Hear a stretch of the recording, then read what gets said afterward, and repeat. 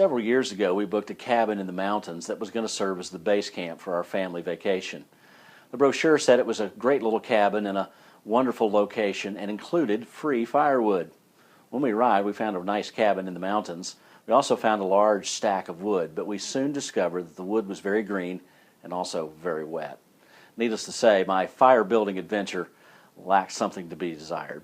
Well, that as it may, it reminded me of a way in which we retard the flame that God wants to kindle within us. Let me take you to 1 Thessalonians chapter 5 and verse 19, where we find these words in the Scriptures.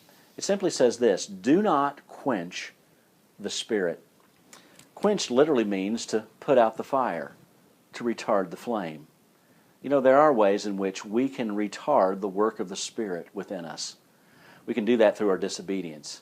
He is not as free to work when we are in disobedience or when we have unconfessed and unforsaken sin in our lives. We can also quench His Spirit by living in trusting our own power rather than living in dependence upon Him. God wants us to rest in His strength because our strength is totally insufficient.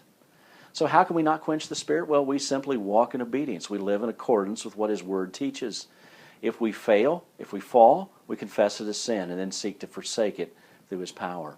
And then we seek to do what we do, literally and consciously depending upon His power, not our own. Because the arm of the flesh, the arm of our humanness, the strength that we naturally possess is limited, and at best will lead to failure, and at worst will lead to human pride. Let's not put out the fire of His passion. Let's instead fan the flames of what He wants to do, both to change us and to change our surroundings through us. Do not quench the Spirit, but cooperate with His work. Maybe that's something we can put into play today.